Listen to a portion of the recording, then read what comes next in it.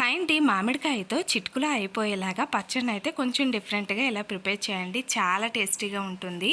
Medium size మామిడికాయలు అయితే తీసుకొని శుభ్రంగా కడిగేసి చిన్న ముక్కలుగా అయితే కట్ చేసి మిక్సీ జార్లోకి అయితే వేసుకోవాలి. దీంట్లోకి పొట్టు తీసేసిన వెల్లుల్లి రబ్బలు 4-5, అలాగే పావు టీ స్పూన్ వరకు జీలకర్ర, 1 టీ స్పూను కారము, పావు టీ స్పూన్ వరకు సాల్ట్, చిటికెడంత పసుపును వేసుకొని వాటర్ ఏమీ వేయకుండా చక్కగా బరకగా అయితే ఒకసారి మిక్సీ పట్టేసుకొని సైడ్కి అయితే పెట్టేసుకోండి.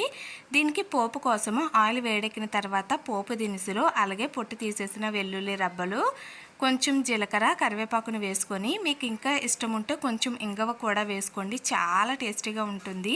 ఇవన్నీ బాగా వేగిన తర్వాత ఈ మామిడికాయ రుబ్బుకున్న దాంట్లో అయితే వేసేసుకొని బాగా కలిపేసుకుంటే మన పచ్చడి అయితే రెడీ అండి.